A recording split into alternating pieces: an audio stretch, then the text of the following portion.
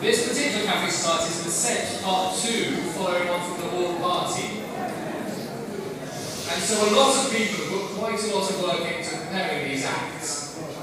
And because we are in one room, at the risk of sounding like a bossy ex-middle-aged housemaster, well, middle-aged ex-housemaster, the noise thank you, yes, I know, very boring. The noise does echo around here, so can I just be a little fascistic and just ask that for these particular acts, we've had plenty of time for chatting over the course of this week. This is a chance just to appreciate some of the different talents we have from the pilgrimage. So that leaves me to introduce Mr. Jeremy Deeds.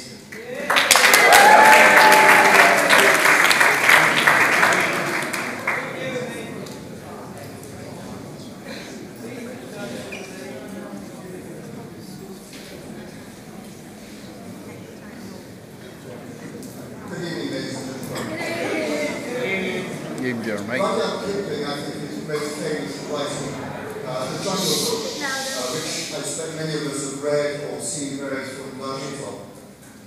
Kipling is also a committed Christian. He loved gardening, and he saw work as a privilege rather than a curse.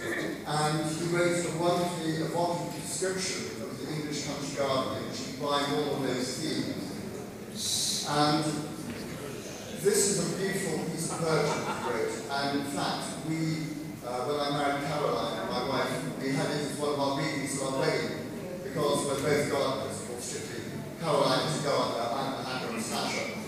But over the last few years, as I've been coming to Lourdes, I found a much deeper meaning in this poem, because actually, although it's a story of the glory of the garden, it's also a wonderful description in many ways of Lourdes and the pilgrimage itself.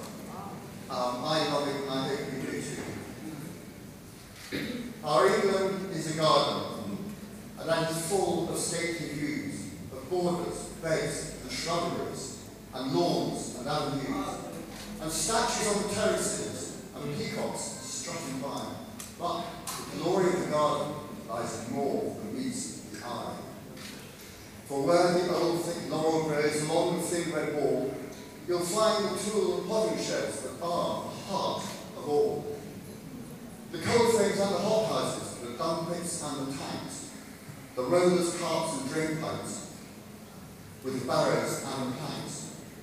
And there you'll find the gardeners, men and apprentice boys, told off to do as they'll bid, and do it without noise.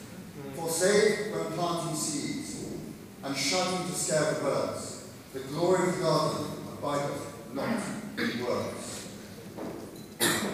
And some can pot the gables, and some can buy the roads, and some are hard fit to trust with anything that grows.